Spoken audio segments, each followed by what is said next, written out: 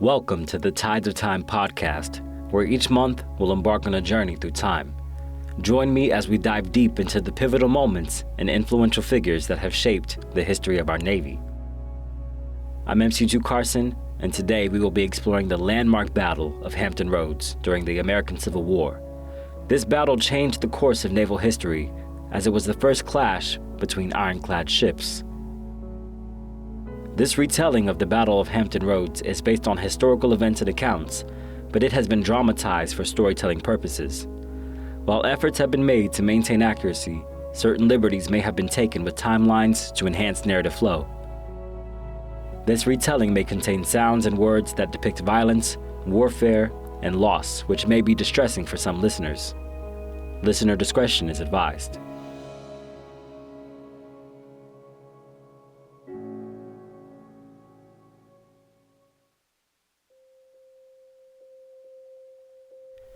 (1861). The United States is in turmoil. The South has seceded from the Union, and the nation is on the brink of war. In an effort to cripple the Confederacy, President Abraham Lincoln orders a naval blockade to choke off Confederate trade, hoping to strangle their war effort before it gains momentum. The Confederacy, however, is not without resources, and the Union is about to face an unexpected challenge. Virginia secedes from the Union in April 1861, a devastating blow. Not only does the Confederacy gain strategic ground, they also capture the Gosport Naval Yard in Portsmouth. In the retreat, Union forces try to ensure that no valuable ships or supplies would fall into enemy hands. They set fire to the yard and scuttle ships. Among them is USS Merrimac, a steam-powered frigate sent to the bottom of the Elizabeth River. Despite the Union's efforts, this doesn't stop the Confederates.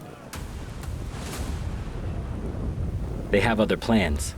They raise the Merrimac from the mud and begin transforming her into a weapon unlike anything the Union Navy has faced.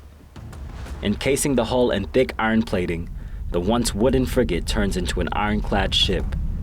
With sloped armor capable of deflecting cannon fire and a powerful ram that rips frigates apart, it's from the mud that the newly rechristened CSS Virginia is born.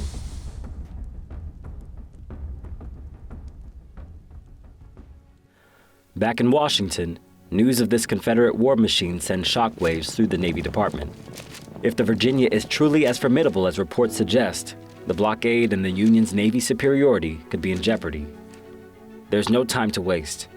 The Union needs an answer, and they find it in the Swedish-American engineer, John Ericsson. His radical design challenges everything about traditional naval warfare. Ericsson's ironclad, USS Monitor, is small and low to the water, with a single revolting turret housing two heavy cannons. It's something completely new to naval combat, but like any war, innovation is the key to victory.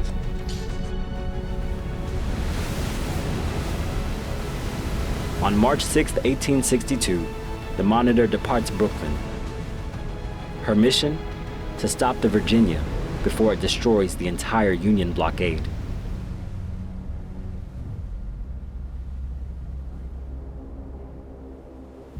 March 8, 1862. The sailors aboard USS Cumberland keep their usual watch over the waters of Hampton Roads. They know the Confederates are out there, so they keep a watchful eye on the horizon. Black smoke billows from the water. A strange silhouette emerges, this one lacking the sails of past frigates. Quickly, the ship moves with lethal intent, her iron hull impervious to cannon fire. The Union gunners fire everything they have, but their shots bounce off her armored sides like pebbles against the stone wall. The Virginia rams the Cumberland with full force, tearing open the wooden hull, sending splinters through the air. The Union ship collapses from the blow and begins to sink almost instantly. Her crew scrambles for their lives. Even as the water swallows her, the Cumberland's colors remain flying, a final act of defiance. The Virginia then turns her guns on USS Congress. Witnessing the fate of the Cumberland, the crew of Congress try to flee. But in the chaos, the ship is run aground. Now, as a helpless target, the Congress is riddled by Confederate cannons. After hours of relentless bombardment, the Congress has no choice but to surrender. Hoping to accept, USS Virginia's captain, Franklin Buchanan, comes out onto his ship's upper deck under a white flag. On the nearby shore, Union forces open fire on Buchanan, one of the musket balls striking him. With the captain now in dire need of medical attention and daylight waning, the Virginia halts their attack. The Confederates are furious, and before retreating for the night, they set the Congress ablaze. The fires of the burning Congress light up the sky, a haunting sight for the Union sailors who await the next battle. But just as things seem darkest, USS Monitor arrives. As morning breaks, the Virginia spots a new target, a steam frigate, USS Minnesota. While Virginia moves in, her crew sights something abnormal, a low, raft-like vessel barely rising above the waves. This odd-looking ship, the Monitor, suddenly surges forward, placing itself between the two ships. The Confederate ironclad is forced to shift its focus to this new challenger, a vessel unlike anything seen before. What follows is a brutal, grinding duel of Iron Titans. The two warships circle each other at close range, exchanging thunderous cannon fire that echoes across the bay. Shells crash into thick armor plating, sending sparks and shards of metal flying, but neither ship yields. The Virginia's shells crash into the Monitor's revolting turret, but the Iron Behemoth shrugs off the blows, her armor unscathed. In return, the Monitor's massive guns unleash thunderous fire, but the Virginia's sloped ironsides deflect the shots with ease. The two war machines hammer away at each other in a relentless, earth-shaking duel. Steel against steel in a trial by fire, and neither ship is willing to surrender. Desperate to end the stalemate, the Virginia attempts to ram her smaller foe, aiming to crush the Monitor under her massive iron hull. But the Union ship, quicker and more maneuverable, veers sharply, avoiding the deadly blow. The battle rages on for hours, two unstoppable forces locked in combat, neither one able to destroy the other. Then disaster strikes. A well-placed Confederate shell explodes near the Monitor's pilot house.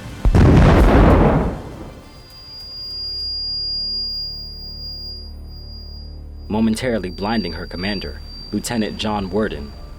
With their captain injured and the battle dragging into exhaustion, the Monitor pulls back into shallow waters, where the deeper-drafted Virginia can't follow.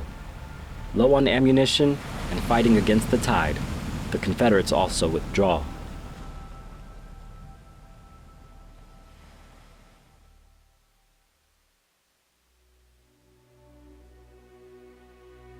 In just 2 days, 261 Union sailors are killed, with 108 wounded. The Union blockade operations at Hampton Roads resume, effectively crippling the Confederates. The battle ends without a clear victor, but one truth is undeniable. The age of wooden warships is over. In the days that follow, the Monitor remains in Hampton Roads, ensuring the Virginia would never again threaten the Union fleet.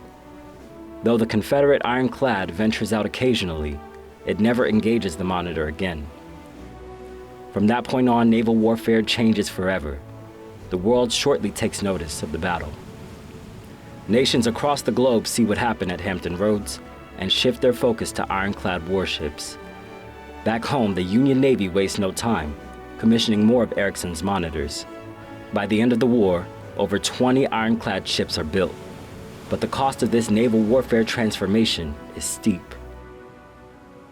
The Battle of Hampton Roads stands as the deadliest naval engagement in American history, a record that would last up until the morning of December 7, 1941, when Japan attacks Pearl Harbor. Today, we honor the sailors who fought and died in those waters.